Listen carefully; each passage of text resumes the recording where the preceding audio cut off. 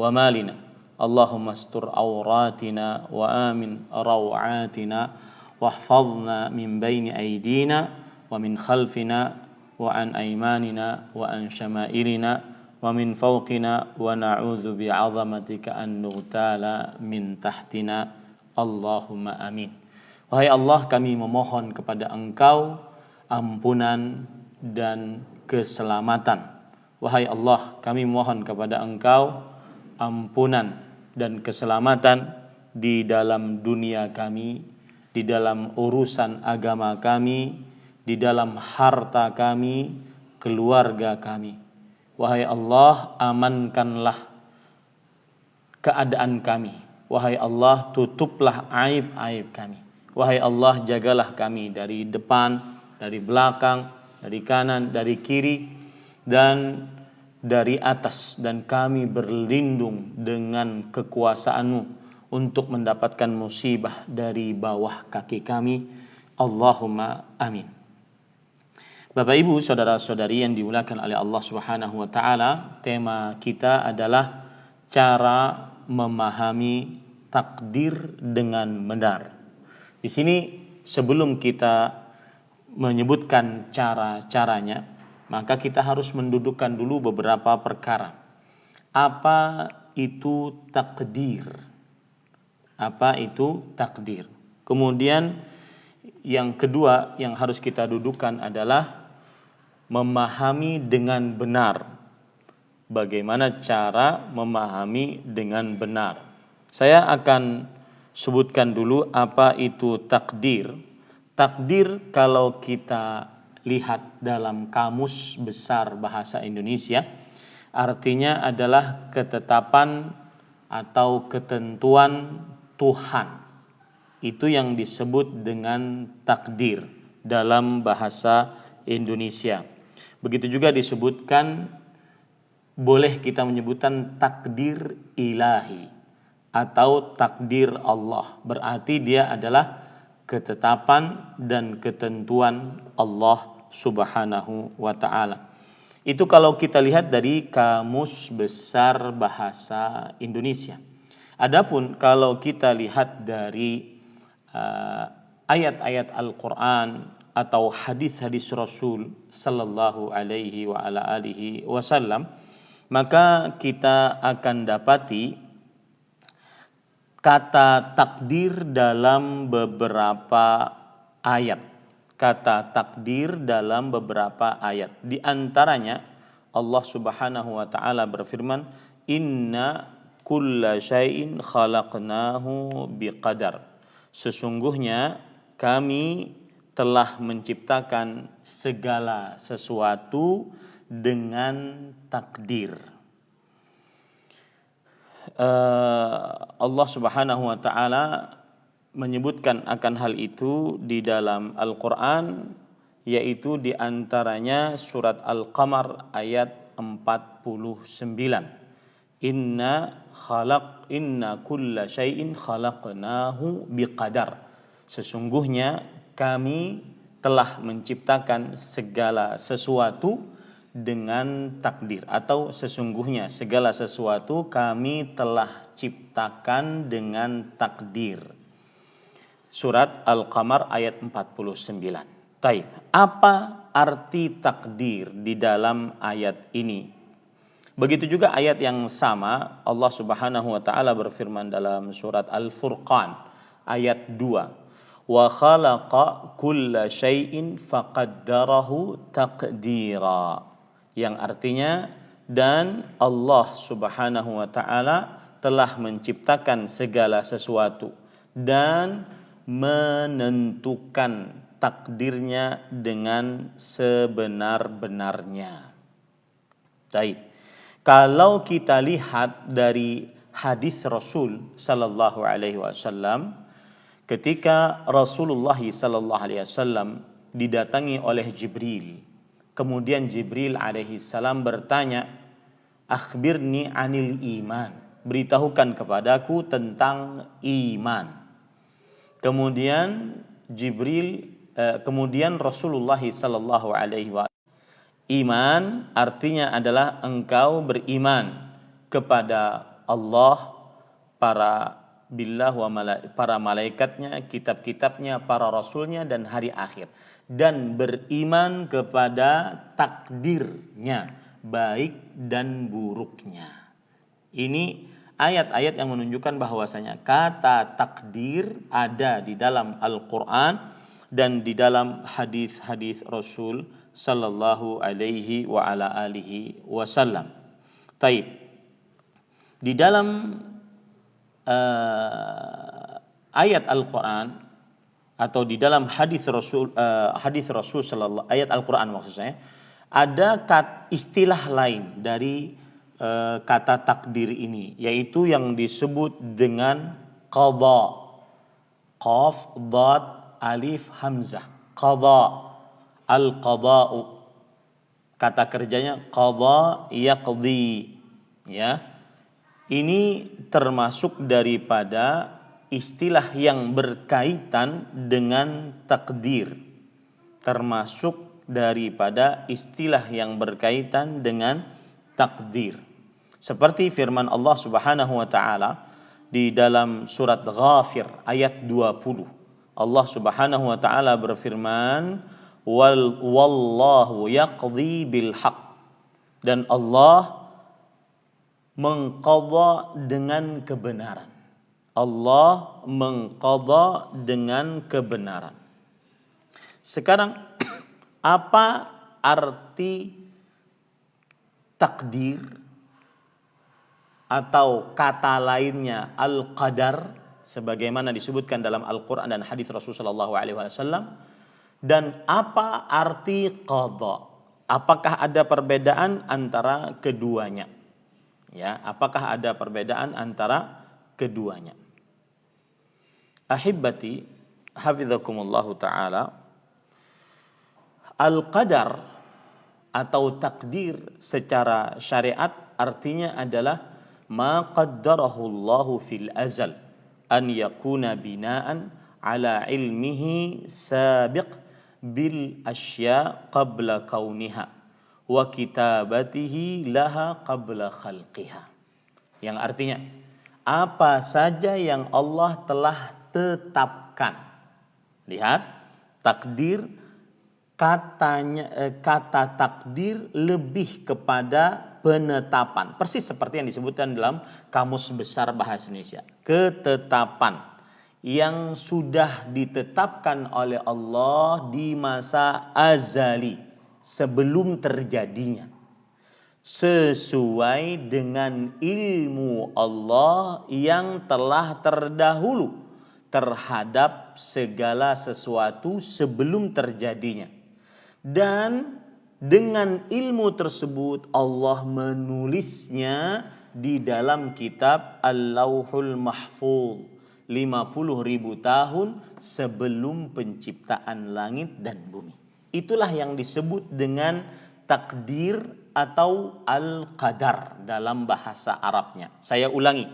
Takdir atau al-qadar adalah segala sesuatu yang telah ditetapkan oleh Allah di masa azali, di masa yang telah dahulu, sesuai dengan ilmu pengetahuan Allah yang terdahulu, ya, terhadap sesuatu sebelum terjadinya, dan penulisannya di dalam kitab Lauhul Mahfuz sebelum terciptanya 50.000 tahun sebelum penciptaan langit dan bumi.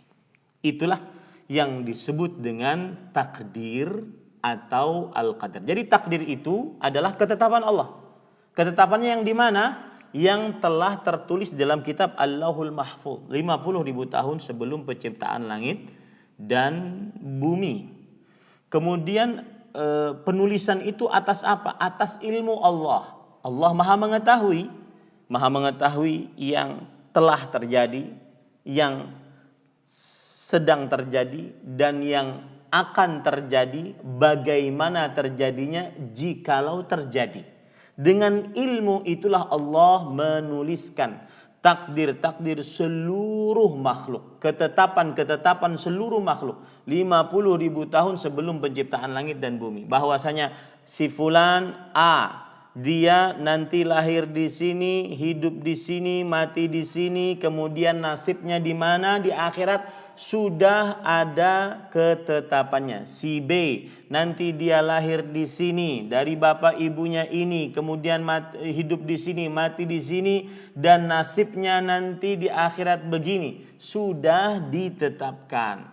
Di mana? Di dalam kitab Al-Lauhul Mahfuz 50.000 tahun sebelum penciptaan langit dan bumi. Berdasarkan apa penulisan itu? Atas ilmu Allah yang azali. Azali itu yang terdahulu, yang tidak ada pendahulunya. Ya, hal ini berdasarkan hadis riwayat Imam Muslim. Rasulullah sallallahu alaihi wasallam bersabda, "Innallaha kataba maqadiral khalaiq qabla an yakhluqas samawati wal ard bi khamsina alfa sanah." Sesungguhnya Allah menuliskan takdir-takdir seluruh makhluk 50.000 tahun sebelum penciptaan langit dan bumi. Nah, ini Bapak Ibu, saudara-saudari yang dimuliakan oleh Allah Subhanahu wa taala. Taib. Kalau sudah kita pahami itu, kemudian apa yang dimaksud dengan al-qadha?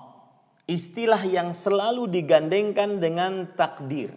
Beriman kepada qadha dan qadarnya Allah. Nah, gitu kan? Nah, qadar, takdir sudah kita pelajari. Kemudian qadha adalah disebutkan oleh para ulama rahimahumullah taala, di antaranya Imam Ibnu Utsaimin di dalam kitab beliau Syarh Al-Aqidah Al-Wasithiyah, bahwa ma qadha bihi Allahu fi khalqihi min ijadin au i'damin au taghyirin. Apa saja yang Allah Subhanahu wa taala telah tetapkan.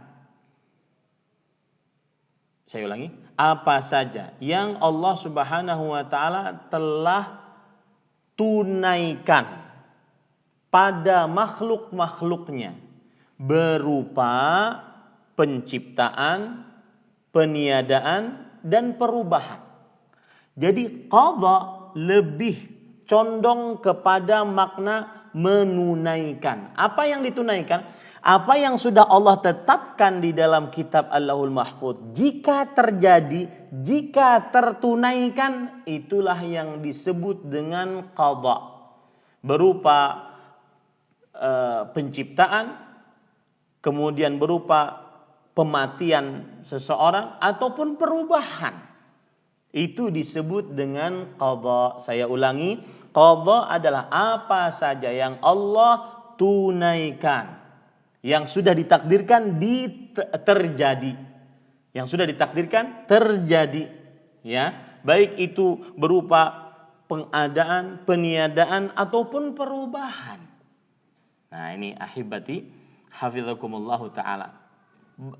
Kalau mudahnya kita mengimajinasikan takdir itu adalah seperti walillahil masalul a'la, tentunya Allah Subhanahu wa taala tidak bisa disamakan, tetapi agar bisa dipahami dengan logika kita adalah seperti seorang penjahit yang dia mengukur berapa luas lengan baju, berapa lebar, dia ukur, kemudian dia buat rancangannya. Kalau itulah yang disebut dengan takdir. Mengukur, menetapkan. Kalau sudah jadi, itulah yang disebut dengan qadha. Ya. Nah, ini bisa dipahami baik-baik.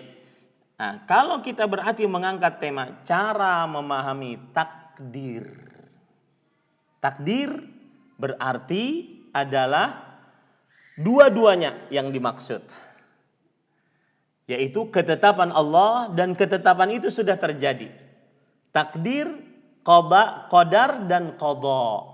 Jadi yang dimaksud cara memahami takdir, maksudnya adalah dua-duanya. Apa yang sudah ditetapkan oleh Allah dalam kitab Lauhul Mahfuz kemudian terjadi pada kita. Ya, seperti kajian ini. Sudah Allah Subhanahu wa taala takdirkan 50.000 tahun sebelum penciptaan langit dan bumi, bahwasanya hari Sabtu 11 Jumadil Ula 1442 Hijriah waktu jam 8 mulai tepat kita memulai kajian dengan tema cara memahami takdir dengan benar. Ini ahibati hafizakumullahu taala. Ya, kalau sudah terjadi maka berarti itulah qadha-nya. Berarti cara memahami takdir dengan benar, takdir yang dimaksud ketetapan Allah yang sudah Allah tetapkan berdasarkan ilmunya yang azali di dalam kitab Lauhul Mahfuz 50.000 tahun sebelum penciptaan langit dan bumi. Dan ketetapan itu terjadi. Allah telah menetapkan tahun 2020, Maret 2020, virus corona, penyakit COVID-19 masuk ke Indonesia. Dan sampai sekarang kita masih di zaman tersebut.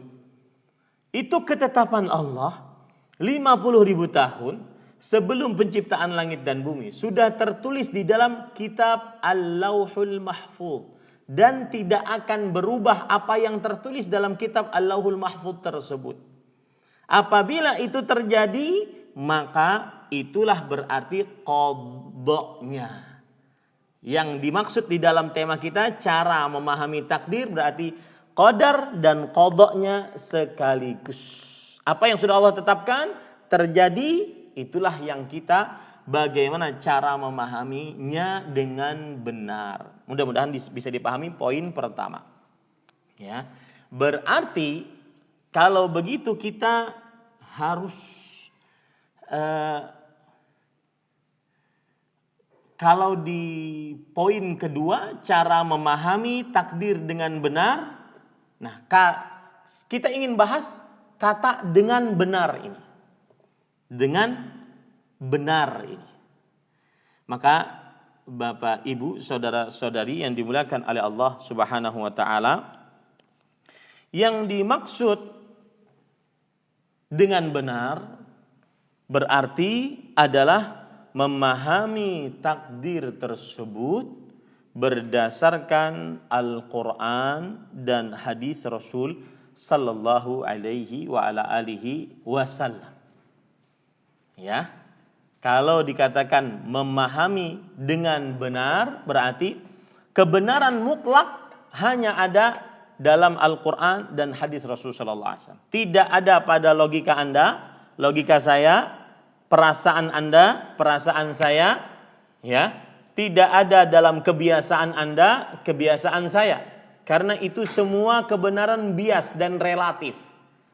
Kebenaran mutlak hanya ada dalam Al-Quran dan hadis Rasul sallallahu alaihi wa ala alihi wasallam. Taib. Bapak, Ibu, saudara-saudari yang dimuliakan oleh Allah Subhanahu wa taala,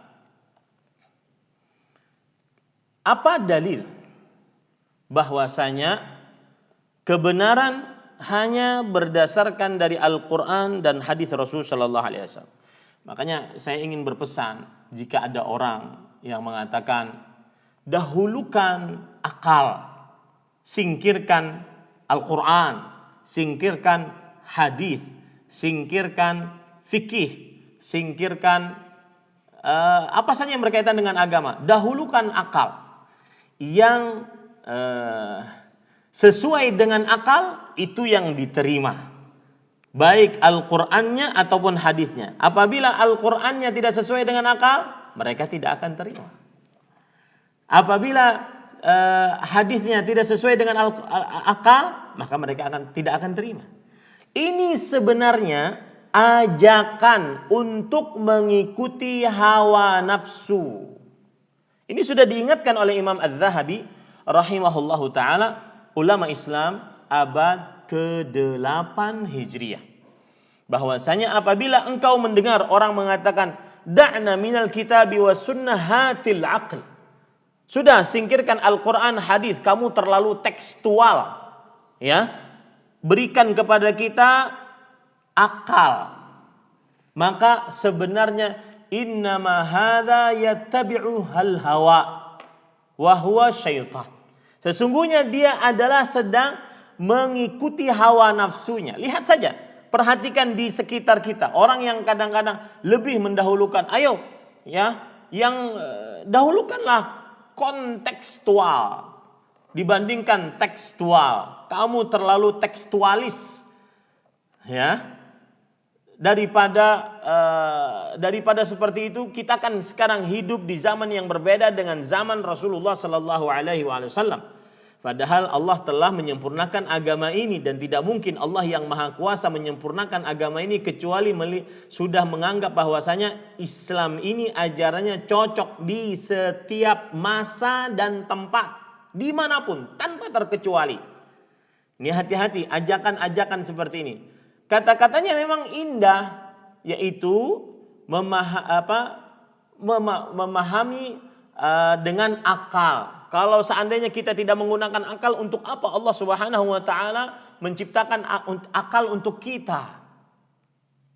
Ya, ini Bapak Ibu, saudara-saudari yang dimuliakan oleh Allah Subhanahu wa taala. Maka saya akan mendalili apa dalil yang menunjukkan bahwa yang dimaksud dengan memahami dengan benar, kebenaran mutlak hanya dari Al-Qur'an. Di antara dalilnya adalah Allah berfirman di dalam surat Al-Baqarah ayat 147, Al-haqqu min rabbik fala takunanna minal mumtarin. Kebenaran itu hanya dari Allah, maka janganlah sekali-kali kamu termasuk orang-orang yang ragu. Nah, ini dalil yang menunjukkan bahwasanya Allah Subhanahu wa taala bersumber kebenaran. Kebenaran yang mutlak hanya berdasar dari Allah, yaitu dari kitabullah. Begitu juga dalam surat Ali Imran ayat 60, Allah Subhanahu wa taala berfirman, Al-haqqu min rabbik fala takunanna minal mumtarin. Ya. Kemudian juga Allah Subhanahu wa taala berfirman tentang Al-Qur'an, bahwasanya di dalam Al-Qur'an tidak ada kebatilan walau sedikit pun. Allah Subhanahu wa taala berfirman surat Fussilat ayat 42, la ya'tihil batilu min baini yadayhi wala min khalfihi tanzilun min hakimin hamid. Yang artinya, yang tidak datang kepada Al-Qur'an kebatilan, baik dari depan maupun dari belakangnya, yang diturunkan oleh Tuhan yang maha bijaksana lagi maha terpuji. Surat Fussilat ayat 42. Lihat lagi hadis Rasul sallallahu alaihi wasallam. Dia senada dengan Al-Qur'an karena hadis adalah penjelas Al-Qur'an. Kalau di zaman sekarang ada orang yang mengatakan bahwa kami hanya berpegang teguh kepada Al-Qur'an, hadis ditinggalkan karena tidak menimbulkan ilmu yang pasti. Karena hadis berdasarkan sanad rawi, sedangkan rawi bisa berdusta dan macam-macam alasannya. Maka kita katakan tidak demikian. Bahwasanya hadis Rasul sallallahu alaihi wasallam juga sumber kebenaran yang mutlak. Yaitu ketika Rasulullah sallallahu alaihi wasallam diadui oleh sahabatnya, bahwasanya ada orang-orang Quraisy yang mencela salah seorang sahabat Rasulullah sallallahu alaihi wasallam. Kenapa engkau taktubu kulla syai'in min Muhammadin sallallahu alaihi wasallam wa huwa basharun yaghdab wa yatakallamu fir ridha wal ghadab? Ya. Apakah engkau menulis segala sesuatu dari Rasulullah sallallahu alaihi wasallam, padahal dia kan manusia yang bisa berbicara saat marah, bisa berbicara saat senang.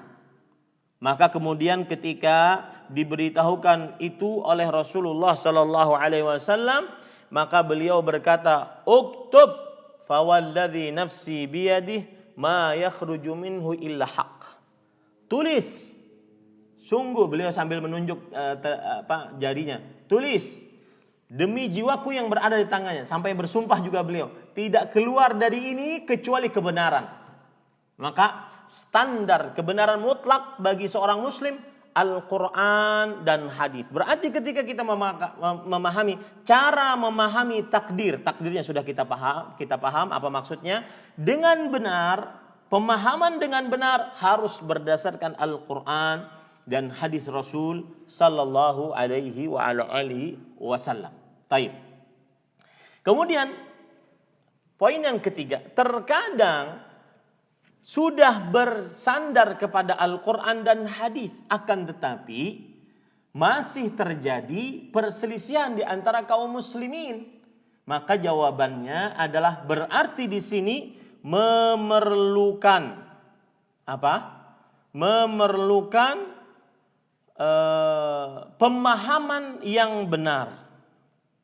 Ya, pemahaman.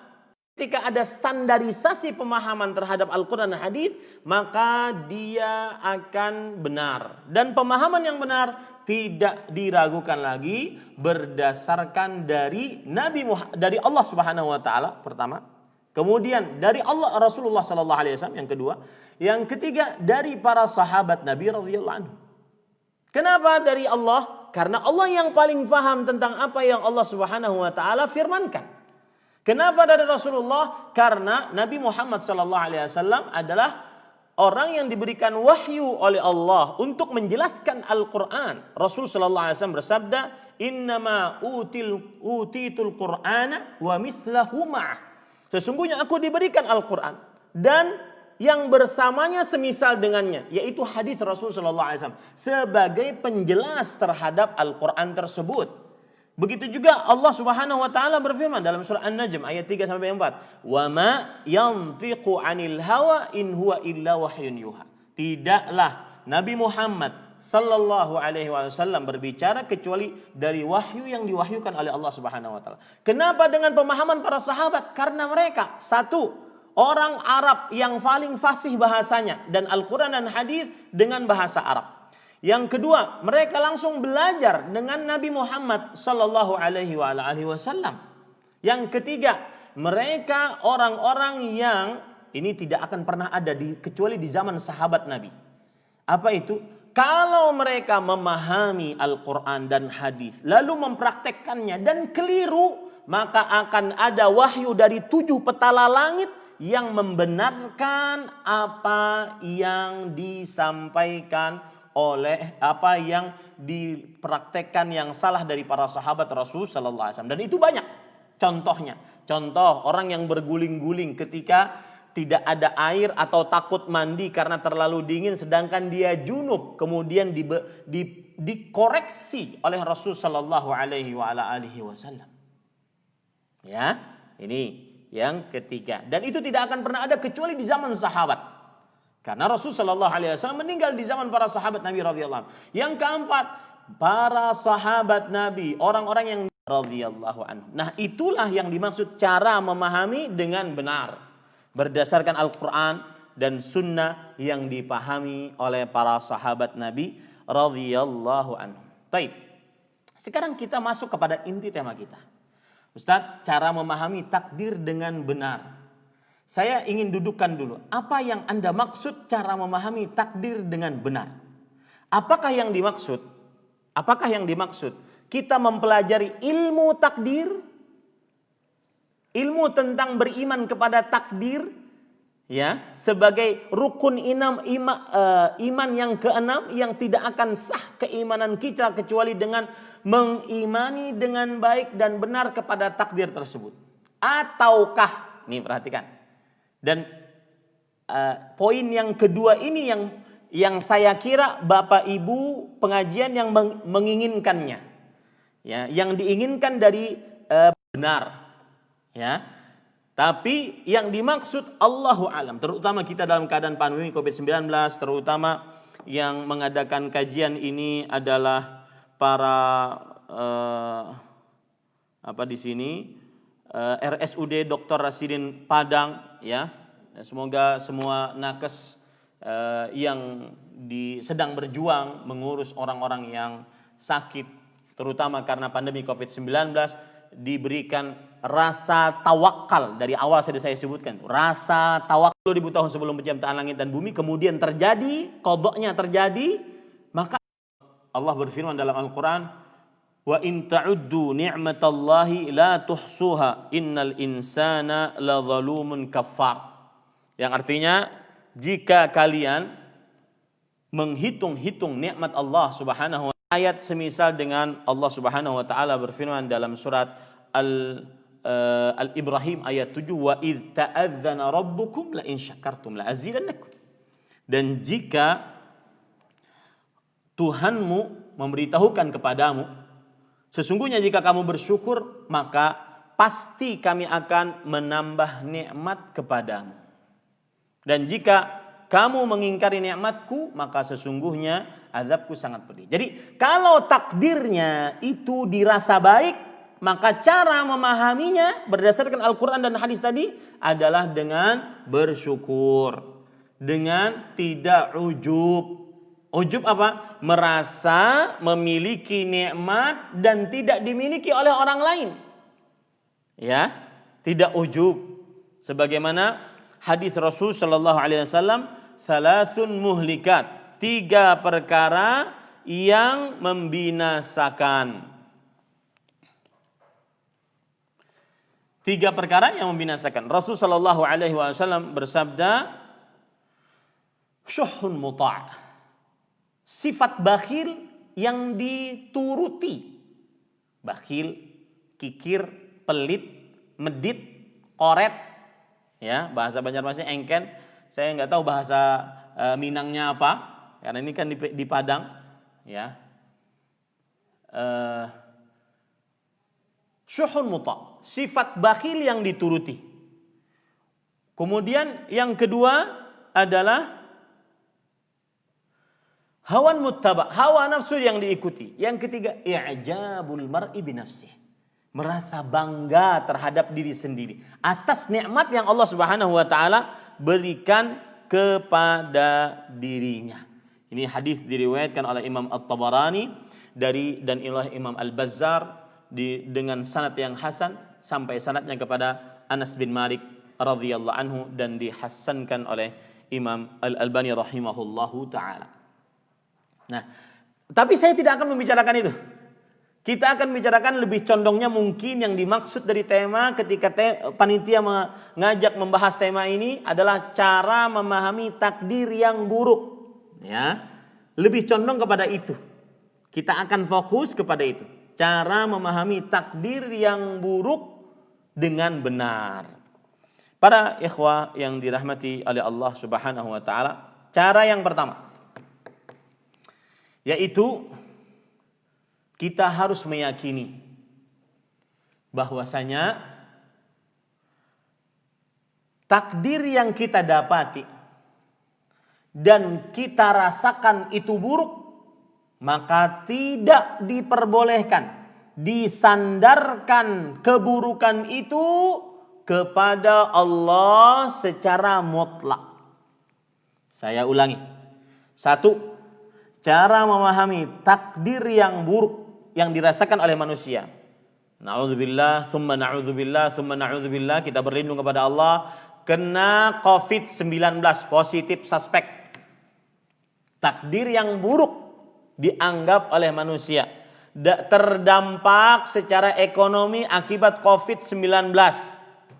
Terdampak secara sosiologi, secara sosial akibat COVID-19. Buruk.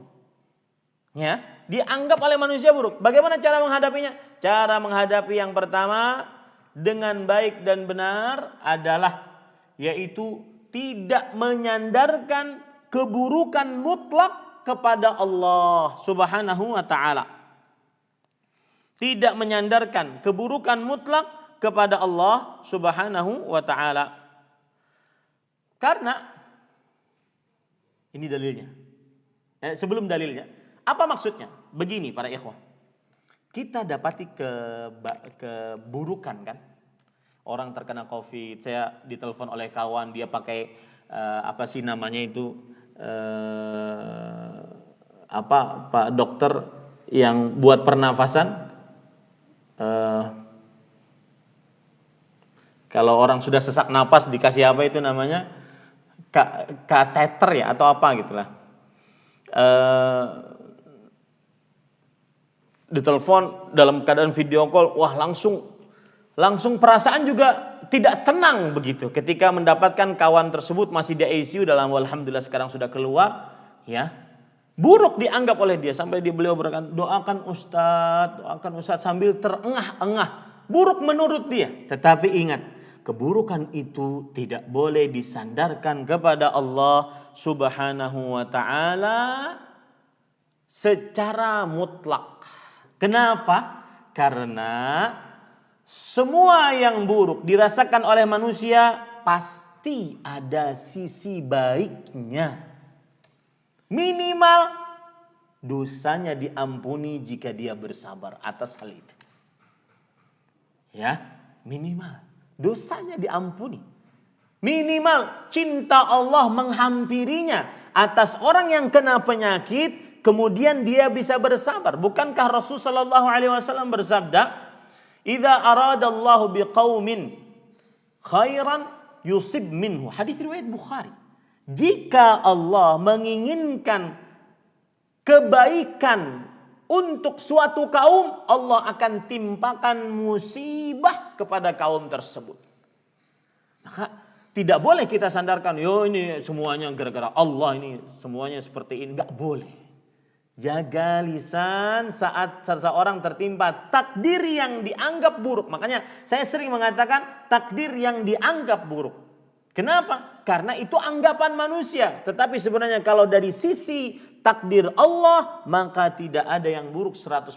Pasti ada nilai kebaikan-kebaikan di dalamnya. Ya. Dan ini sesuai dengan hadis Rasul, ini dalilnya.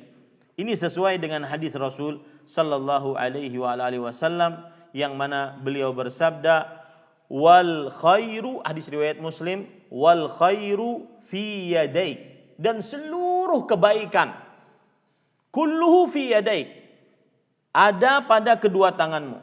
Wasyarru laisa ilaik, dan seluruh keburukan tidak disandarkan kepadamu. Ini para ikhwah yang dirahmati oleh Allah Subhanahu wa taala. Para ulama menjelaskan akan hal ini. Apa maksudnya? Keburukan tidak boleh disandarkan kepada Allah Subhanahu wa taala sebagai adab. Padahal kita yakin bahwa Covid ini atas takdir Allah, orang terdampak secara ekonomi atas takdir Allah, orang terdampak secara sosial kalau sudah kena Covid, na'udzubillah, atas takdir Allah. Ya.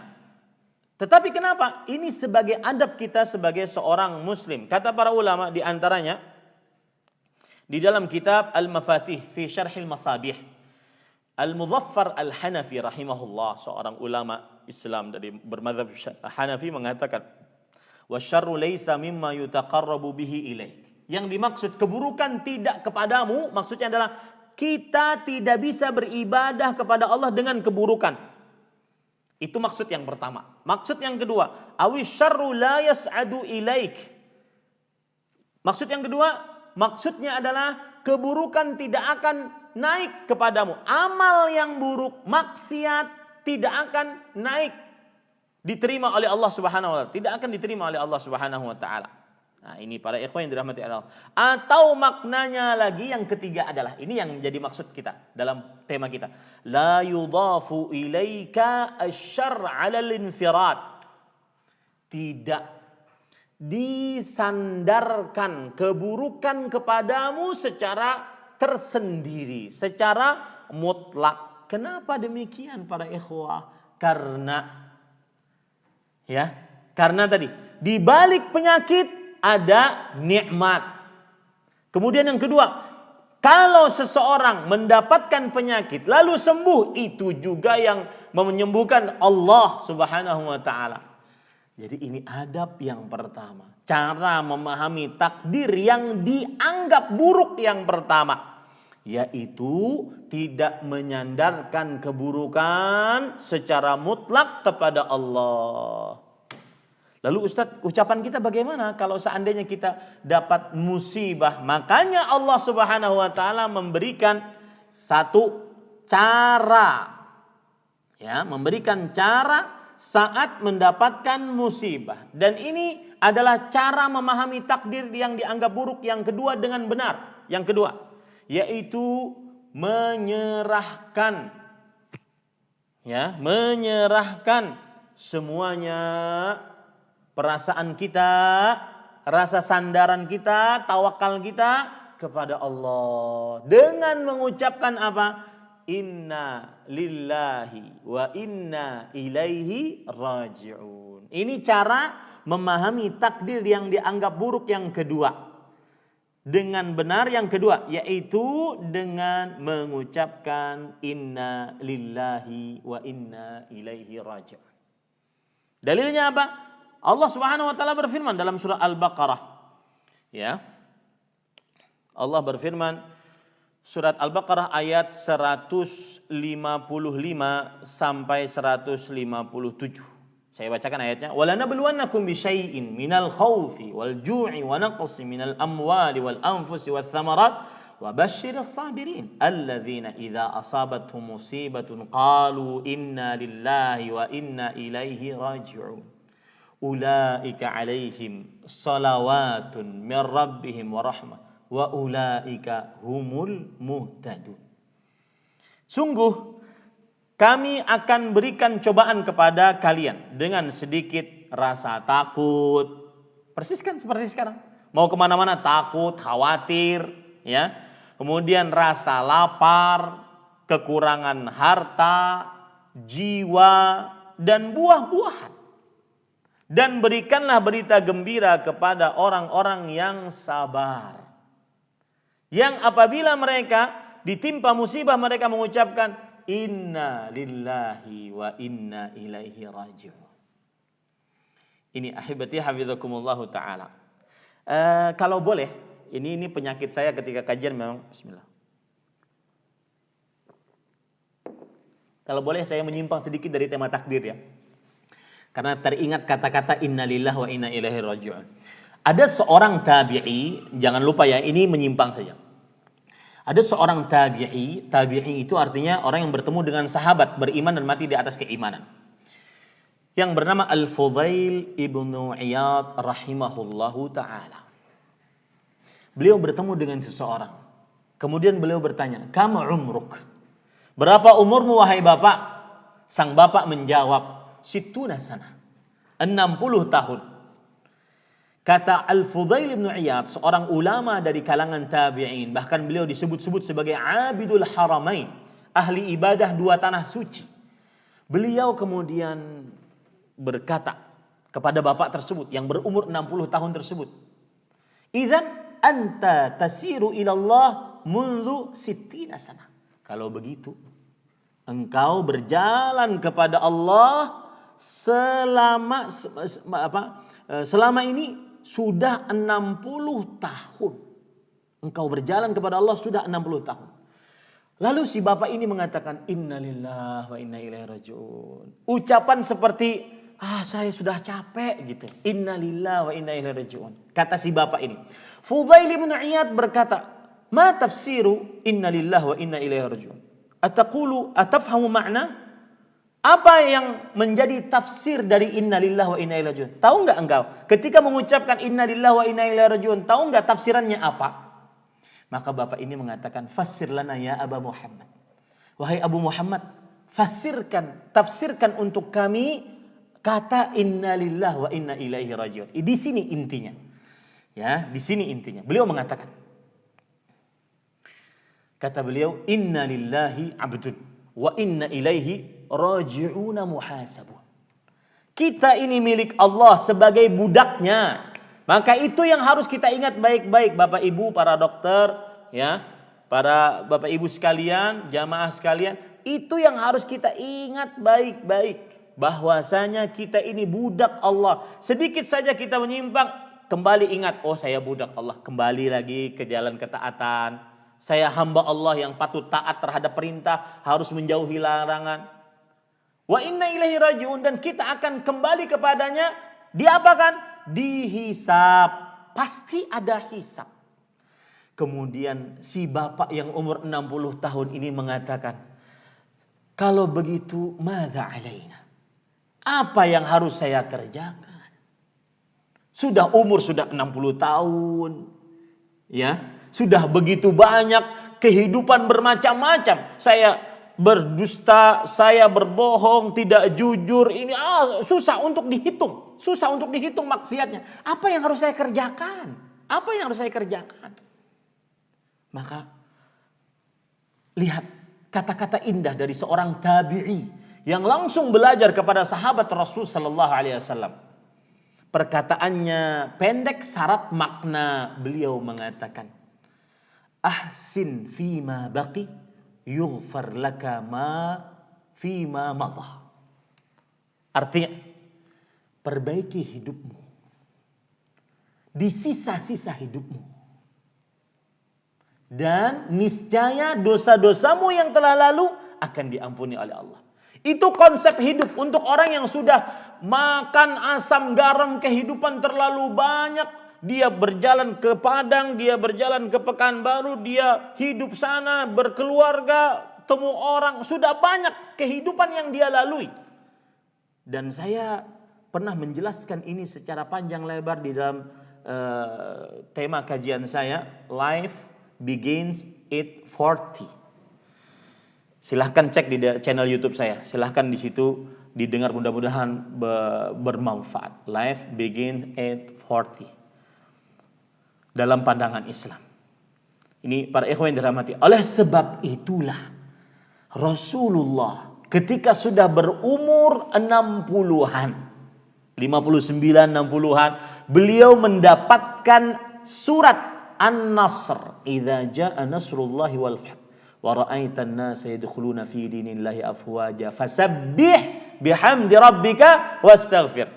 Maka untuk orang-orang yang sudah panjang umurnya, silahkan banyak-banyak bertasbih, beristighfar. Subhanakallahumma bihamdika Allahumma ighfirli. Subhanakallah bihamdika Allahumma ighfirli.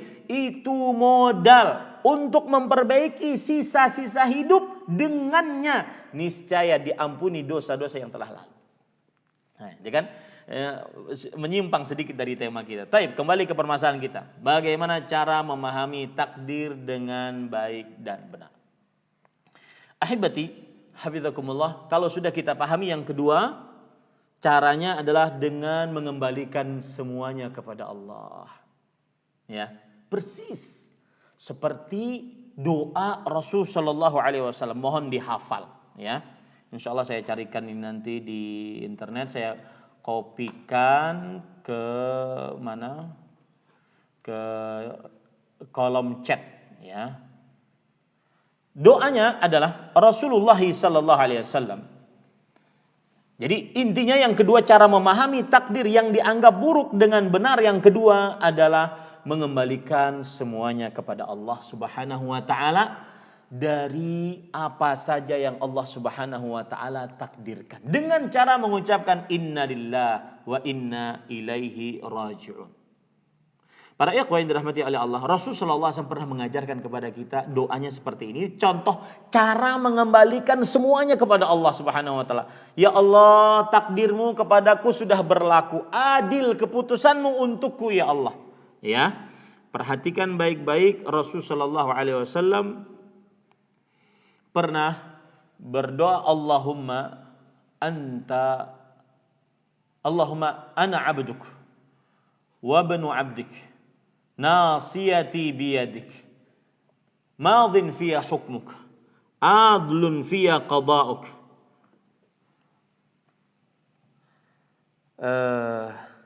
as'aluka bikulli ismin huwa lak sammaita bihi nafsak aw anzaltahu fi kitabik أو علمته أحدا من خلقك أو استأثرت به في علم الغيب عندك أن تجعل القرآن ربيع قلبي ونور صدري وجلاء حزني وذهاب همي وغمي. Yang artinya, lihat penyandaran diri kalau sudah dapat takdir yang buruk, yang kita anggap buruk padahal tidak semuanya buruk, ya, bahkan itu kadang-kadang mendapatkan seseorang mendapatkan keistimewaan dari takdir yang buruk tersebut, akhirnya dia tambah bersemangat. Contohnya misalkan seorang artis atau artisah, artis laki-laki, artisah perempuan, Ya, ketika meninggal bapaknya, maka yang sebelum meninggal bapaknya dia buka aurat habis-habisan hanya untuk mencari sesuap nasi, kemudian ketika meninggal bapaknya dia sadar.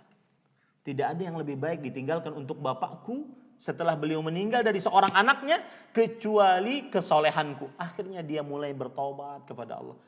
Takdir yang buruk kematian bapaknya menarik dia untuk taat kepada Allah. Makanya musibah itu jika seseorang bisa mengambil hikmahnya adalah sebuah nikmat yang tersembunyi dari Allah. Ya, lihat, ya Allah, sesungguhnya aku adalah budakmu. Anak dari budakmu yang laki-laki, anak dari budakmu yang perempuan. Nasibku di tanganmu. Keputusanmu sudah berlaku padaku. Takdirmu adil untukku. Subhanallah ya. Ini para ikhwah, cara untuk melakukan innalillahi wa inna ilaihi raji'un seseorang. Ya. Kemudian saya lanjutkan arti dari doa tadi ya. Ini saya kopikan ke kolom chat agar seseorang hatinya itu tenang kalau mendapatkan takdir yang buruk. Saya artikan lanjutannya, aku memohon kepada engkau dengan seluruh nama yang engkau miliki, yang engkau ajarkan kepadaku, atau engkau ajarkan kepada seorang dari makhluk-makhlukmu, atau engkau simpan di dalam Al-Quran, atau engkau simpan di dalam ilmu gaib yang engkau miliki. Hendaknya engkau ya Allah menjadikan Al-Quran sebagai penyejuk hatiku, cahaya bagi jiwaku, penghilang kesedihanku, dan pelenyap kegundahanku. Kata Rasul sallallahu alaihi wasallam, jika ada orang dapat musibah mengucapkan ini, maka Allah akan hilangkan kesedihannya. Allah akan hilangkan kegundahannya. Allah akan gantikan langsung dengan jalan keluar yang dia diberikan oleh Allah Subhanahu wa taala atasnya.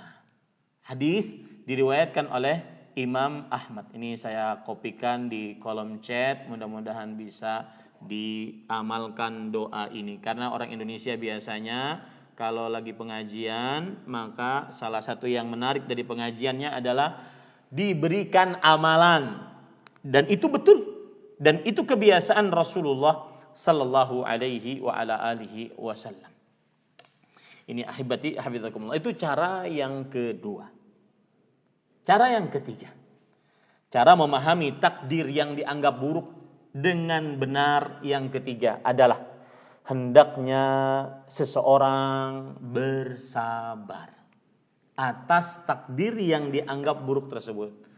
Kenapa? Karena takdir yang dianggap buruk, musibah, kematian, kekurangan harta, keadaan ekonomi yang terus di bawah, nyungsep di bawah, nggak naik-naik, ya, itu akan bisa bernilai pahala ketika dia dibarengi atau dihadapi dengan sabar. Timbul pertanyaan sekarang, apa itu sabar? Dan bagaimana termotivasi untuk sabar ketika mendapatkan musibah? Bagaimana termotivasi untuk sabar ketika mendapatkan musibah? Ini ngomong-ngomong, Pak Dokter, Bobi sampai jam berapa? Mohon maaf, saya nanti keasikan. Sudah 1 jam sepertinya kita. Karena materinya masih, yang saya sampaikan baru 50%.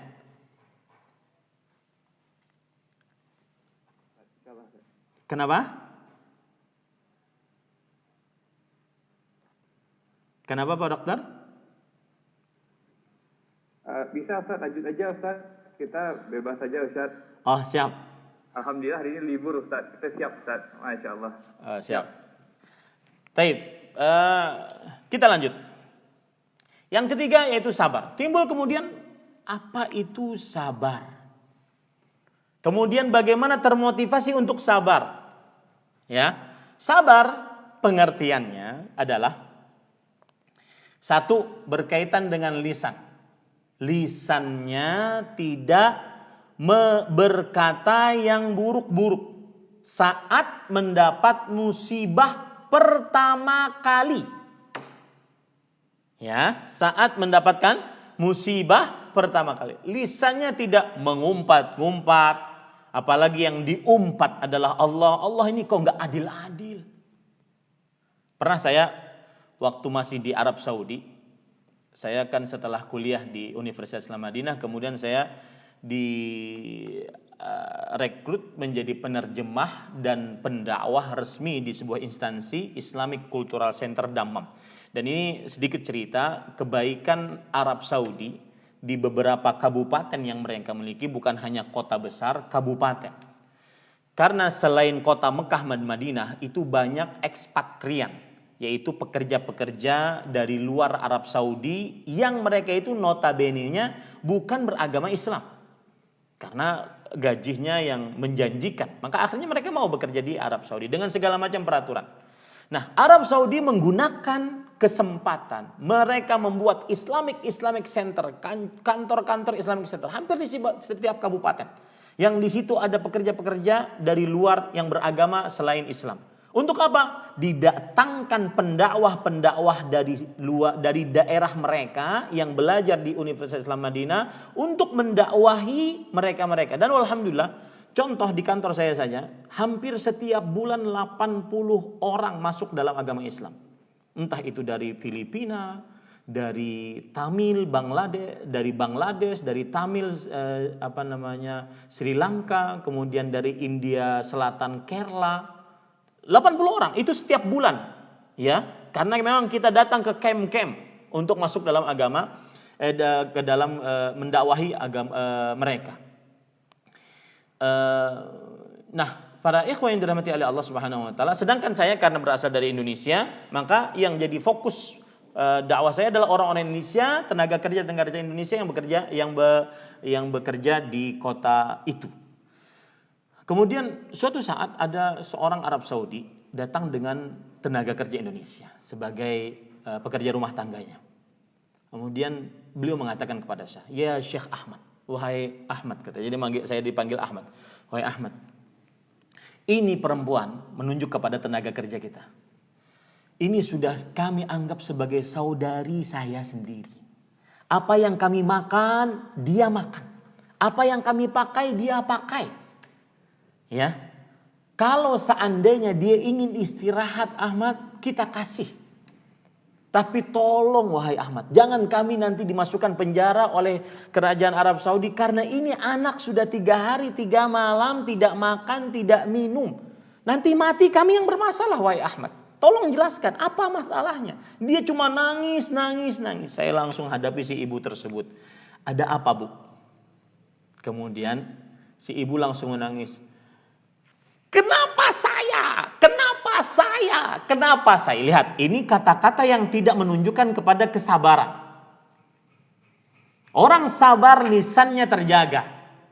Makanya para ulama di antaranya Imam Ibnu Qayyim Al-Jauziyah rahimahullah mengatakan, as-sabru huwa habsul lisan anit tashaki. Menjaga lisan dari mengumpat-ngumpat, mengadu-ngadu, terutama mengadukan Allah kepada makhluk.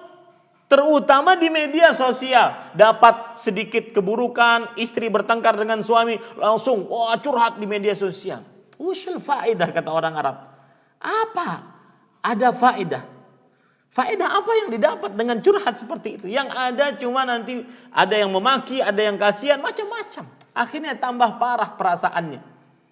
Makanya para ulama mengatakan, ya, idza syakauta ila ibni Adam innama tashkur rahim ila alladhi la yarham. Jika engkau mengadukan nasibmu kepada anak Adam, sesungguhnya engkau sedang mengadukan Allah yang maha pengasih terhadap makhluk yang tidak mengasihi. Tuh yang sering curhat-curhat di media sosial, itu sebenarnya dia sedang mengadukan Allah yang maha pengasih kepada makhluk-makhluk yang tidak pernah mengasihinya. Ya, maka saya tanya, saya belum bertanya kepada ibu tersebut, saya langsung jawab, karena memang sudah takdirnya, Bu. Ibu tersebut langsung terdiam. Orang seperti itu harus diingatkan dengan tegas. Kenapa saya, meskipun saya tidak tahu apa yang ibu katakan, apa yang ibu maksud dari perkataan ibu, maka saya hanya bisa menjawab karena memang sudah takdirnya, Bu. Lalu si ibu tersebut berhenti menangis, baru mulai tenang, baru mulai bercerita. Begini Ustadz, saya akan bekerja di sini capek-capek. Di Indonesia ada suami dan anak-anak saya. Satu anak saya dan suami meninggal sekaligus berbeda tempat. Maka saya katakan, Bu, sudah takdirnya, bersabar.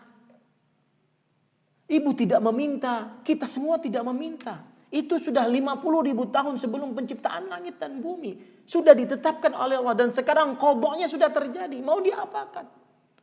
Dan ibu masih muda. Alhamdulillah saat itu saya tidak katakan, ibu masih muda, kalau gitu nikah aja sama saya. Enggak, saya enggak katakan seperti itu. Cuma saya katakan, ibu masih muda.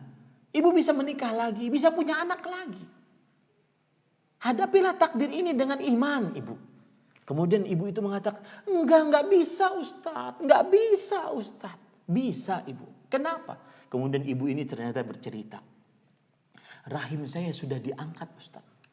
Itu suami saya satu-satunya dan anak saya satu-satunya. Saya tidak akan mungkin punya anak lagi. Maka kita katakan qaddarallahu wa ma syaa fa'al. Itulah yang telah ditakdirkan oleh Allah dan Allah berbuat sekehendaknya. Kita hanya hamba, Ibu. Jaga lisan kita. Berapa banyak nikmat yang Allah Subhanahu wa taala berikan kepada kita, sedangkan kita tidak bersyukur. Sedikit saja dicabut oleh Allah Subhanahu wa taala nikmat tersebut, kemudian kita kufur. Kemudian kita putus asa. Ini persis yang disebutkan oleh Allah di dalam surat Hud. Wala in adzaqnal insana minna rahmatan, thumma naza'naha minhu innahu laya'usun kafur. Dan jika kami rasakan kepada manusia rahmat dari kami, kemudian kami cabut sedikit dari rahmat tersebut, langsung dia mengatakan Allah memang tidak baik. Allah nggak pernah berbuat baik sama saya. Dari mulai orok sampai sekarang miskin doang, nggak ada yang lain. Dia putus asa dan tidak berterima kasih. Padahal kehidupan siapa yang memberikan? Air yang Anda minum sekarang siapa yang memberikan? Iman yang Anda rasakan sekarang indahnya Islam ini siapa yang memberikan? Ini benar para ikhwah sekalian. Kadang-kadang lisan kita itu kurang ajar terhadap Allah Subhanahu wa taala. Maka Allah Subhanahu wa taala sering mengingatkan kita, memberikan isyarat, ayo bersyukur. Salah satu tahapan bersyukur adalah ingat nikmat Allah. Dan saya pesan kepada orang yang terkena COVID-19, kiat kuat agar seseorang nyaman hatinya sehingga tidak mudah dia sedih terus-terusan. Ingat nikmat Allah. Saya punya tangan, alhamdulillah. Saya bisa punya kaki, alhamdulillah. Saya punya mata, alhamdulillah. Bisa mendengar, alhamdulillah. Terus perhatikan nikmat dari ujung kaki sampai ujung. Niscaya dia akan tenang, nyaman hatinya. Dan itu salah satu yang bisa membuat dia jiwanya riang gembira. Membuat kembali dia semangat untuk hidup, tidak menyerah. Ya. Ingat nikmat Allah Subhanahu wa taala. Wa in ta'uddu ni'matallah la tuhsuha. Bahkan ayat ini para ikhwan yang dirahmati oleh Allah Subhanahu wa taala. Ayat ini luar biasa. Surat Ibrahim ayat 34 tadi. Wa ma ataakumur rasul wa ataakum min kulli ma sa'altum. Wa in ta'uddu ni'matallahi la tuhsuha. Saya bacakan ayatnya dari awal. Dan Allah memberi kepadamu dari segala apa yang kamu mohon kepadanya. Lihat. Allah memberikan apa saja yang kita minta. Yang menarik dari ayat ini ditafsiri oleh lihat, pemahaman terhadap ayat ini yang benar. Sebagaimana yang saya katakan tadi, ditafsiri oleh para ulama salaf, bagaimana dinukilkan oleh Imam Ibnu Katsir, ulama Islam abad ke-8 Hijriah, di dalam kitab Tafsir Qur'anil Azim atau yang dikenal dengan tafsir Imam Ibnu Katsir. Beliau mengatakan, qala ba'dus salaf, sebagian ulama salaf, para sahabat, para tabi'in, para tabi'ut tabi'in, ketika menafsiri ayat ini, Ibrahim ayat 34, dengan tafsiran yang jos, paling luar biasa. Bukan dari kantong sendiri, bukan karena kepintaran bahasa Arab, tetapi karena memang pemahaman yang benar. Apa itu? Wa atakum min kulli ma sa'altumuh wa ma lam tas'aluh. Allah memberikan kepadamu apa saja yang kamu minta kepadanya dan apa saja yang belum kamu minta darinya. Subhanallah. Ini yang tidak dirasakan oleh manusia. Kemudian ketika dapat sedikit musibah, dia langsung menuduh Allah tidak adil. Menuduh Allah berbuat zalim. Menuduh Allah tidak kasih sayang terhadap hambanya. Sungguh mulut yang sangat kotor terhadap Allah yang maha pengasih, terhadap Allah yang maha penyayang, Ar-Rahman, Ar-Rahim. Maka para ikhwan yang dirahmati oleh Allah Subhanahu wa taala, cara sabar yang pertama, jaga lisan saat tertimpa musibah pertama kali. Jangan ketika sudah 3 hari berlalu, sudah capek semua, ya, sudah habis air mata, hancur pintu, hancur TV karena dia ngamuk, baru dia katakan saya sebenarnya sabar. Enggak, itu enggak sabar. Karena Rasulullah SAW pernah bersabda kepada seorang perempuan yang meratapi kematian anaknya di kuburannya. Kemudian kata Rasulullah SAW kepada perempuan tersebut, ittaqillaha wasbiri. Wahai ibu, takut engkau kepada Allah dengan perbuatanmu tersebut. Cukup, enggak usah terlalu meratapi. Bersabarlah. Si ibu ini tanpa menoleh, beliau berkata kepada Rasulullah SAW, ilaika anni fa innaka lam tusib bi musibati. Sudah pergi sana. Engkau tidak tahu bagaimana rasa sakitnya ditinggal anak. Setelah itu si ibu ini diberitahukan kepada beliau bahwa yang memberikan peringatan tersebut Rasulullah SAW. Langsung bergegas dia pergi menuju rumah Rasulullah SAW. Kemudian beliau minta maaf. Ya Rasulullah, lam a'rifka. Wahai Rasulullah, aku belum tahu kalau yang memberikan nasihat itu adalah engkau. Apa kata Rasulullah SAW? Ini sabar. Menjaga lisan saat musibah, hentakan musibah pertama kali datang. Saat dinyatakan, na'udzubillah, kita berdoa kepada Allah mudah-mudahan dijauhkan. Saat dinyatakan suspek COVID, positif COVID. Pertama kali, dia langsung menahan lisannya, mengucapkan hanya hal yang baik-baik. Tidak mengumpat-ngumpat, tidak menyalahkan sana sini. Dia mengatakan, kata Rasulullah SAW, innamas sabru indas sadmatil ula. Sesungguhnya kesabaran saat hentakan musibah pertama kali datang. Itu yang namanya sabar. Sabar menahan lisan. Sabar yang kedua, maksudnya adalah wa habsul nafs anit tasakhut. Menjaga perasaan, menjaga hati dari bertasakhut, yaitu menggerutu atas takdir yang dianggap buruk. Jaga perasaannya. Yang ketiga adalah habsul jawarih anil munkarat. Menjaga anggota tubuh untuk mengerjakan hal-hal yang mungkar. Seperti robek-robek baju, memukul-mukul pipi, meluka-lukai tubuh, menggundul rambut untuk perempuan ataupun untuk laki-laki karena mendapat musibah, tidak mau makan, tidak mau minum, menendang-nendang pintu, menghancurkan rumah dan seterusnya. Nah, ini namanya tidak sabar. Jadi sabar itu ada 3 poinnya, jaga lisan, jaga hati, jaga anggota tubuhnya dari hal-hal yang diharamkan oleh Allah Subhanahu wa taala. Kemudian timbul pertanyaan dari sabar ini. Jadi kan cara memahami takdir yang dianggap buruk dengan benar yang pertama adalah dengan cara kita tidak menyandarkan keburukan tersebut kepada Allah Subhanahu wa taala. Yang kedua, bersandar hanya kepada Allah Subhanahu wa taala dengan mengucapkan innalillahi wa inna ilaihi raji'un dan doa yang saya sebutkan tadi. Yang ketiga adalah caranya bersabar.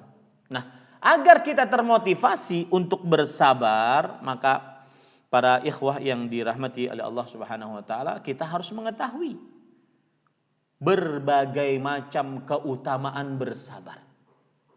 Cara motivasi. Di antaranya orang yang bersabar itu akan dicintai oleh Allah Subhanahu wa taala.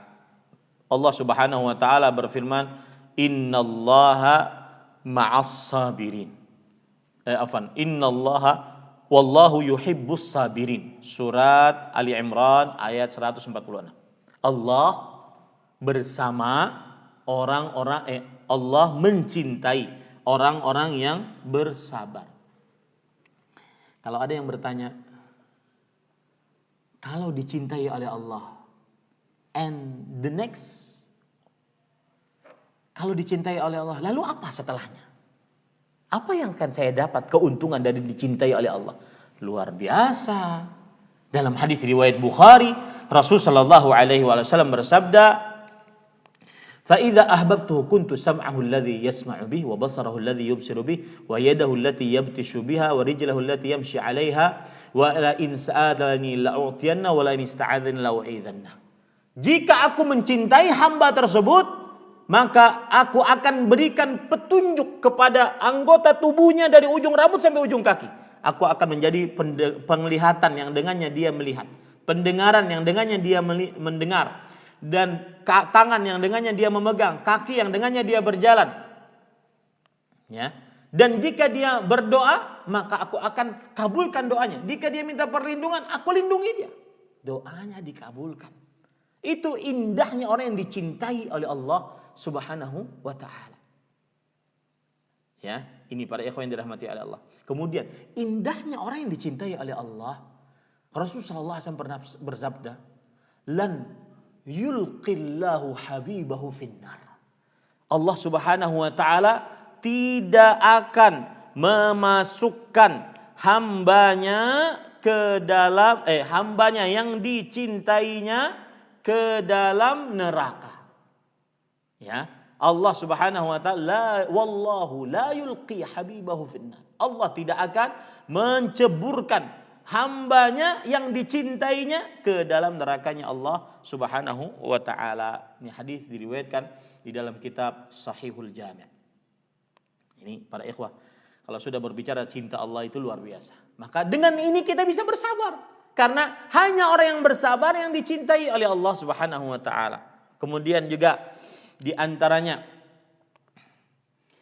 yang membuat motivasi agar kita bersabar, pahala orang yang bersabar tidak terbatas. Allah berfirman di dalam surat Az-Zumar ayat 10, "Innama yuwaffas sabiruna ajrahum bighairi hisab." Sesungguhnya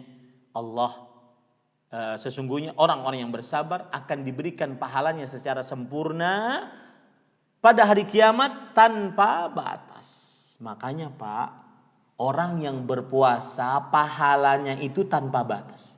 Kenapa? Karena di dalam puasa ada sabar. Sabar menahan lapar. Sabar menahan hal-hal yang membatalkan puasa.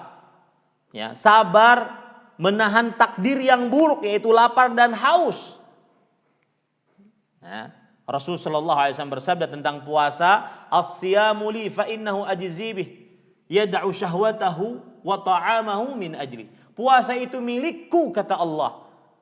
Ya, aku yang akan mengganjarnya, tanpa ada yang tahu batasan pahala puasa. Kenapa? Karena dia sabar menahan lapar, haus, makan, minum dan syahwatnya karenaku. Lihat, sabar tidak ada batasan pahalanya yang diketahui oleh manusia. Makanya para ulama di antaranya Ma'qil bin Yasar rahimahullah mengatakan, kullu amalin yu'rafu thawabuhu illa sabar. Setiap amalan diketahui pahalanya kecuali sabar. Ini para ikhwah yang dirahmati oleh Allah Subhanahu wa taala. Itu yang kedua, ya. Agar kita bisa bersabar, kita mengetahui pahala dari bersabar. Di antaranya dicintai oleh Allah, kemudian di antaranya pahalanya tanpa batas, kemudian diampuni dosa-dosanya, ya. Dalil-dalilnya begitu banyak. Kemudian di antaranya yang membuat kita bisa bersabar juga adalah, nih perhatikan ini perkataan menarik nih. Yang membuat seseorang bisa bersabar adalah dia harus pahami bahwa musibah yang dia dapati, takdir buruk yang dia dapati, yang dia rasakan tidak lebih buruk daripada orang lain yang merasakannya. Apa maksudnya? Apa maksudnya? Contoh, saya pernah melihat, mudah-mudahan semua kita dijaga oleh Allah Subhanahu wa taala. Saya pernah melihat seorang anak yang beliau juga dokter. Bapak ibunya juga dokter. Meninggal sekaligus. Pertama kali bapaknya meninggal karena COVID-19, sepekan selanjutnya ibunya meninggal. Ya, tersisa beliau. Dan beliau tidak bisa berbuat apa-apa. Di COVID-19, subhanallah, kita berdoa kepada Allah dengan nama-nama Allah yang husna, sifat-sifatnya yang ulia, agar segera diangkat oleh Allah. Banyak-banyak istighfar, Pak. Kita sudah terlalu banyak dosa, Pak. Banyak-banyak istighfar agar diangkat musibah ini. Ya. Para ikhwan yang dirahmati oleh Allah Subhanahu wa taala, lihat, itu kan berat. Bapak ibu meninggal karena COVID-19. Tapi kalau kita lihat yang lebih berat daripada kita, maka niscaya musibah tersebut akan terasa ringan. Dan akhirnya bisa bersabar. Lihat, semua saya pesan, semua orang yang ditinggal wafat oleh orang-orang yang dicintainya, maka musibah Anda tidak ada apa-apanya dibandingkan musibah yang didapati oleh Rasulullah sallallahu alaihi wasallam. Apa itu? Beliau mempunyai anak laki-laki 3. Meninggal seluruhnya di masa bayi. Abdullah, Ibrahim, Al-Qasim. Meninggal seluruhnya di masa bayi. Kemudian beliau mempunyai anak perempuan 4. 3 meninggal seluruhnya di masa lagi muda-mudanya. Zainab, Ruqayyah, Ummu Kalsum. Ada yang seperti beliau? Maka agar seseorang bersabar, lihatlah bahwa musibah Anda tidak lebih berat daripada orang lain rasakan. Ini para ikhwan yang dirahmati oleh Allah Subhanahu wa ta'ala. Dan ada perkataan para ulama yang mana aku bersyukur kepada Allah Subhanahu wa ta'ala saat mendapatkan musibah sebanyak 4 kali. Aku bersyukur kepada Allah Subhanahu wa ta'ala saat mendapatkan musibah sebanyak 4 kali. Kok bisa ya? Kok bisa? Bersyukur saat mendapatkan musibah. Di antaranya yaitu kata beliau, Ahmadullah an razaqaniyallahu as-sabra. Aku bersyukur kepada Allah Subhanahu wa taala saat aku mendapatkan musibah 4 kali. Aku bersyukur ketika Allah Subhanahu wa taala memberikan petunjuk kepadaku untuk sabar saat mendapat musibah. Karena dengan sabar seseorang akan mendapatkan pahala yang begitu banyak yang sudah kita sebutkan tadi sebagiannya. Itu satu. Yang kedua, ahmaduhu id waffaqaniya lil istirja' lima arju minats thawab. Aku bersyukur kepada Allah. Ketika aku mendapat musibah, aku diberi petunjuk oleh Allah untuk bisa mengucapkan innalillahi wa inna ilaihi rajiun. Karena dengan ucapan itu aku akan mendapatkan pahala yang besar. Di antara pahala yang besar yang disebutkan oleh Allah dalam surah Al-Baqarah ayat 156. Ulaika alaihim salawatun min rabbih. Mereka lah orang-orang yang dipuji oleh Allah. Wa rahmah, dan dapat kasih sayang dari Allah. Wa hum muhtadun, dan dapat petunjuk dari Allah Subhanahu wa taala. Kalau orang dapat musibah mengucapkan innalillahi wa inna ilaihi rajiun, 3 keutamaan sekaligus dia dapat. Dipuji oleh Allah di hadapan para malaikat, dapat kasih sayang Allah, diberi petunjuk oleh Allah Subhanahu wa taala. Yang ketiga, ahmaduhu idlam takun idlam yakun a'zama minha. Aku bersyukur kepada Allah. Ternyata musibahku tidak lebih besar kecuali daripada ini saja. Ya, makanya lihat orang yang lebih berat musibahnya dibandingkan kita. Niscaya kita akan bisa bersabar. Yang keempat, ahmaduhu ta'ala, aku bersyukur kepada Allah Subhanahu wa taala, idlam yaj'alha fi dini. Yang mana musibah tersebut tidak dijadikan oleh Allah di dalam perkara agamaku. Nah, ini saya pesan nih. Musibah dalam perkara agama dengan melaksanakan kesyirikan, perbuatan bid'ah, maksiat, subuhat liberal, murtad dari agama Islam, ini lebih besar dari COVID-19. Ya, menyamakan semua agama sama, menyatakan Nabi Muhammad sallallahu alaihi wasallam manusia biasa, perkataannya bukan wahyu, menyatakan Al-Qur'an adalah hasil sastra budaya Arab, bukan wahyu dari Allah. Ini penyakit atau takdir lebih buruk, musibah yang lebih besar dibandingkan COVID-19.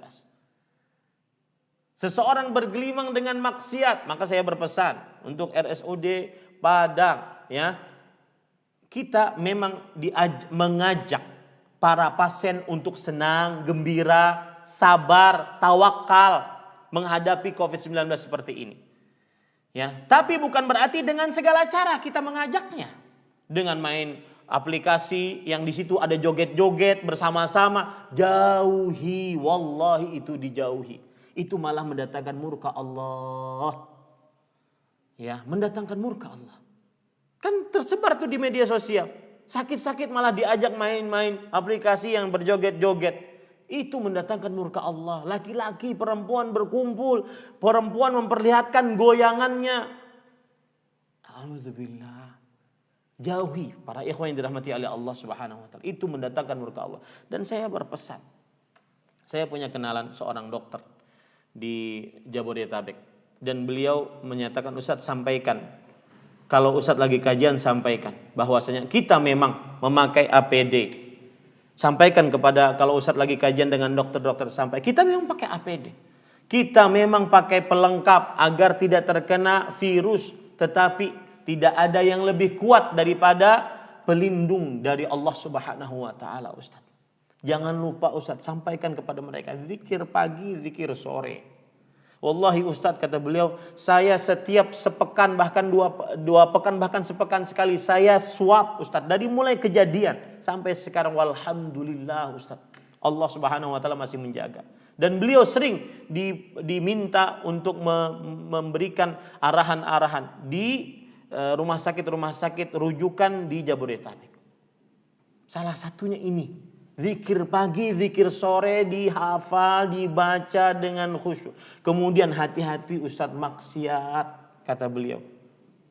Saya pasien datang Ustadz, di klinik saya pasien datang, saya tidak, kalau perempuan saya tidak akan lihat.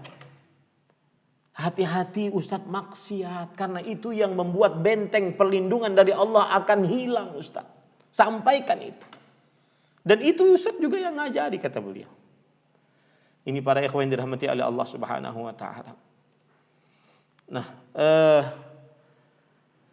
kemudian terakhir yaitu saya akan menyebutkan perkara-perkara yang bukan termasuk dari ketidaksabaran. Artinya perkara-perkara ini boleh dikerjakan, ya, perkara-perkara seperti ini boleh dikerjakan dan tidak bertentangan dengan kesabaran. Yang pertama, ngadu kepada Allah, ya Allah, saya sedang kena COVID, ya Allah. Ngadu kepada Allah. Ini bukan menafikan kesabaran. Dan ini yang dilakukan oleh Nabi Ayyub alaihissalam. Allah Subhanahu wa taala berfirman, "Wa Ayyub idz nada rabbahu anni massani ad-dhurr wa anta arhamur rahimin." Dan ingatlah kisah Nabi Ayyub ketika beliau berdoa kepada Rabb-Nya, "Anni massani ad-dhurr," ya Allah, aku ketimpa penyakit dan Engkau penyayang dari semua yang menyayangi. Surat Al-Anbiya ayat 83. Silahkan juga baca doa ini baik-baik. Terutama yang terkena penyakit-penyakit. Tidak khusus hanya penyakit Covid. Anni masyaniad dur wa anta arhamur rahim. Ya. Dan ini kebiasaan para nabi alaihi wassalatu wasallam mengadu kepada Allah Subhanahu wa taala. Seperti misalkan di dalam surat Yusuf ayat 86. Nabi Yusuf mengadu kepada innama ashku bathi wa huzni ilallah.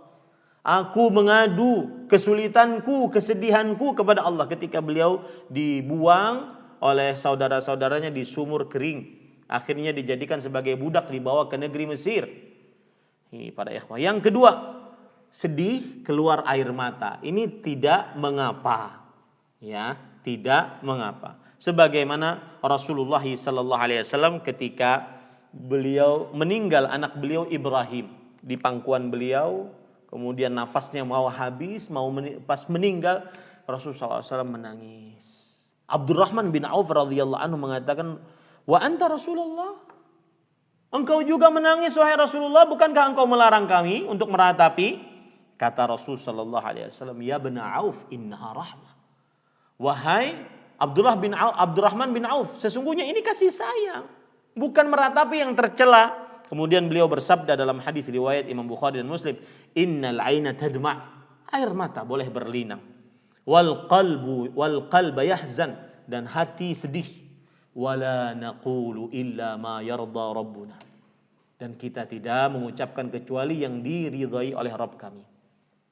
Wa inna bi firaqika ya Ibrahimu lamahzunun, dan sesungguhnya kami dengan berpisah denganmu wahai Ibrahim sangatlah sedih. Ini tidak mengurangi rasa sabar seseorang.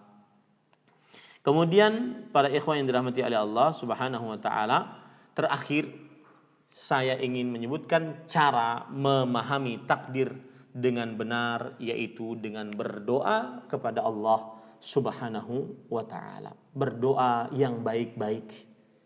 Berdoa jangan sampai seperti yang disebutkan oleh Allah dalam Al-Qur'an. Wa yad'ul insanu bisyarri du'aahu bil khair.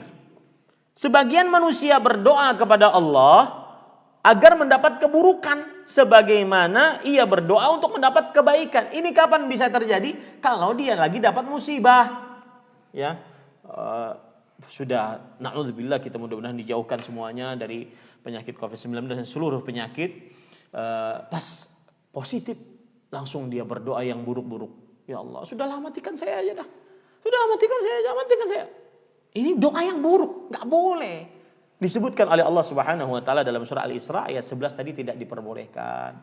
Itulah sifat tergesa-gesa dari manusia. Wa kanal insanu ajula. Manusia adalah makhluk yang selalu tergesa-gesa. Alhamdulillah, selesai 1 jam 45 menit kita berbicara. Semoga setelah ini bisa pertanyaan, 15 menit cukuplah. Mudah-mudahan yang disampaikan bermanfaat. Wallahu a'lam. Naam. Ustaz atas ilmunya yang sangat bermanfaat. Izin menanyakan beberapa pertanyaan, membacakan pertanyaan yang sudah masuk Ustaz. Beberapa ada yang mirip. Cuma ini pertanyaan pertama Ustaz. Apa perbedaan antara orang yang, mungkin contoh kasus, orang yang terkena COVID-19, 2 orang. Satu yang sama sekali tidak melakukan usaha atau ikhtiar untuk terhindar dari COVID-19, seperti protokol kesehatan. Dan yang kedua, orang yang sudah maksimal berupaya dengan menerapkan protokol kesehatan. Tetapi qadarullah dua-duanya sama-sama terkena COVID-19. Bagaimana ini dari segi kita sebagai seorang muslim menyikapinya? Assalamualaikum warahmatullahi wabarakatuh. Baik, bismillah, walhamdulillah, wassalatu wassalamu ala rasulillah wa ala alihi wa sahbihi wa man walah. Maka ini sebenarnya sudah dijelaskan di dalam kitab Tauhid, di dalam pembicaraan Tauhid, bahwa Rasulullah sallallahu alaihi wasallam pernah bersabda, la adwa wala tiyarah wala safar. Tidak ada penyakit yang menular. Tidak ada perasaan bernasib sial karena melihat atau mendengar sesuatu, dan tidak ada bulan Safar yang mendatangkan kesialan. Maksud dari hadis ini adalah Tidak ada penyakit yang menular dengan sendirinya. Semuanya atas takdir dan kuasa Allah Subhanahu wa taala. Maka kita sebagai seorang muslim meyakini bahwa ini penyakit tertular karena takdir Allah Subhanahu wa taala. Kalau belum ditakdirkan oleh Allah tertular, maka tidak akan pernah tertular. Itu satu. Maka seperti orang yang tidak memakai masker, tidak menjaga jarak, kemudian tidak mencuci tangan, kemudian akhirnya dia terkena penyakit COVID-19, dia berdalih dengan dalil ini. Ini keliru. Kenapa? Karena dia harus mengambil dalil yang lain. Mengambil dalil yang lain apa? Firra minal madzum kafirarika minal asad. Menghindarlah dari orang yang terkena penyakit lepra yang menular sebagaimana engkau lari dari singa. Hadis ini memberikan pelajaran kepada kita agar kita menjauhkan diri dari sebab-sebab yang menghantarkan kepada tertularnya kita kepada penyakit tersebut. Maka kita mengambil sebab, memakai masker, menjaga jarak, mencuci tangan, sebagaimana Rasul Shallallahu Alaihi Wasallam. Kita yakin betul bahwa beliau akan dijaga oleh Allah, tetapi beliau mengambil sebab. Seperti perang Uhud, beliau zahara baina dir'ain. Beliau memakai penutup kepala perang dan memakai 2 lapis baju perang. Apakah beliau tidak bertawakal kepada Allah Subhanahu wa taala? Maka memahami dari orang yang memakai masker ternyata dia terkena juga, maka kita katakan itu takdir Allah Subhanahu wa taala, dan itu menunjukkan lemahnya manusia. Sekuat apapun dia mengerjakan sebab, tetapi jika Allah menginginkan terkena, tetap terkena. Mungkin ada sesuatu yang dia tidak terkena, yang dia anggap bahwa dia sudah menjaga protokol kesehatan dengan benar dan baik, ternyata ada sesuatu. Dan itulah takdir Allah. Ada celah yang dia akhirnya terkena. Ini sesuai dengan hadis Rasul riwayat Imam Tirmidzi dan Imam Ahmad, "Ya'lam anna ma asabak lam yakun liyukhti'ak wa ma akhta'ak lam yakun liyusibak." Ketahuilah wahai Muhammad sallallahu alaihi wasallam, apa saja yang menimpamu jika memang sudah takdirmu tidak akan pernah meleset darimu. Dan apa saja yang belum takdirmu jika apa saja yang belum terkena padamu karena belum takdirmu tidak akan pernah terkena padamu. Nah, ini khusus untuk orang yang tadi menjaga protokol kesehatan dengan luar biasa. Ya. Nah, yang ini dia tidak menjaga protokol kesehatan, maka dia keliru dalam memahami la adwa wala tiara, tidak ada penyakit menular, tidak ada perasaan bernasib sial, tidak ada bulan Safar yang mendatangkan kesialan. Betul, tetapi kita harus menjauh mengerjakan sebab-sebab agar tidak tertular penyakit dengan izin Allah Subhanahu wa taala. Seperti itu memahaminya ya. Wallahu a'lam. Naam. Khairan Ustaz. Pertanyaan selanjutnya Ustaz. Izin bertanya, bila kita terkena infeksi COVID-19, apakah hal tersebut sudah merupakan qadarullah yang sudah tertulis di Lauhul Mahfuz? Ataukah hal tersebut merupakan musibah atau ujian dari Allah Subhanahu wa taala? Mohon pencerahan dan penjelasannya Ustaz. Jazakallahu khairan. Bagus pertanyaan ini. Perhatikan baik-baik. Apapun yang terjadi di atas muka bumi, dari mulai yang paling kecil sampai yang paling besar, dari manusia, makhluk yang paling terkecil sampai yang paling besar, itu tidak keluar dari takdir Allah. Ya, tidak keluar dari takdir Allah. Mau baiknya mau buruknya tidak keluar dari takdir Allah. Makanya saya katakan kita ini cara memahami takdir dengan benar ini, memahami takdirnya itu ilmu tentang takdir atau takdir yang buruk tadi. Kita kan milihnya takdir yang buruk. Nah, pembicaraan ini sebenarnya berkaitan dengan cara beriman kepada takdir yang benar.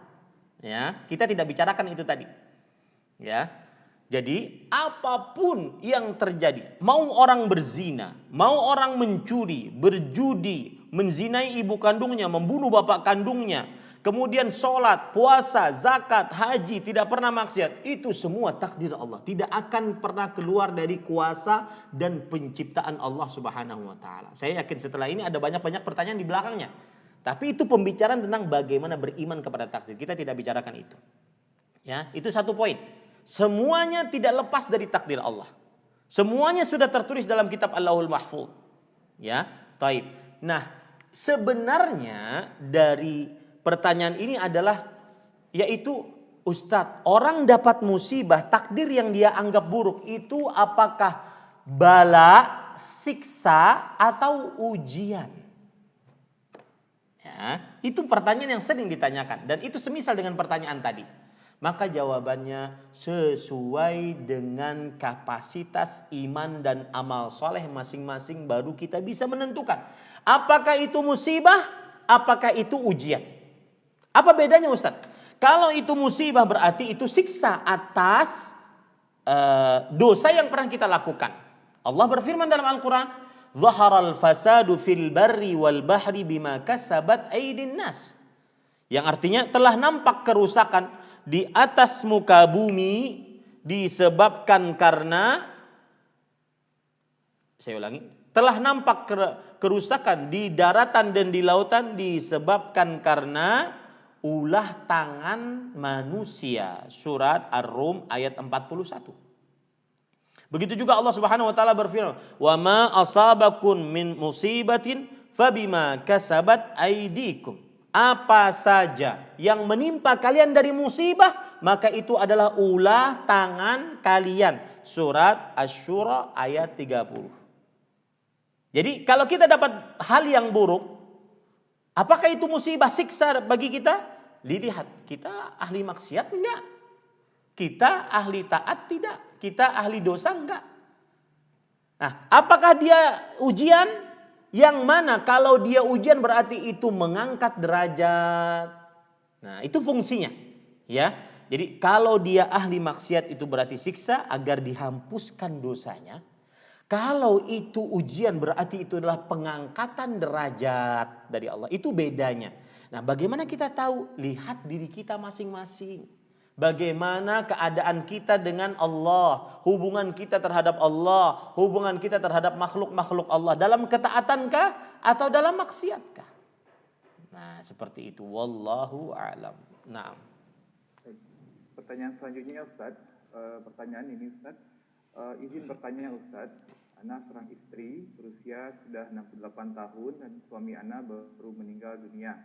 Qadarullah ternyata Ana baru mengetahui bahwa suami Ana dulu sebelum menikah dengan Ana sudah menikah, tapi tidak pernah memberitahu Ana, bahkan sudah memiliki anak. Dan ini baru Ana ketahui saat ini setelah suami meninggal. Kami sekeluarga dengan anak-anak berusaha sabar dan menjalin komunikasi dengan anak dari istri yang sebelumnya, Ustaz. Mohon nasihat Ustaz, apa yang harus kami lakukan selanjutnya karena ini sungguh cobaan bagi kami semua. Jazakallah khairan. Bismillah, alhamdulillah, wassalatu wassalamu ala Rasulillah.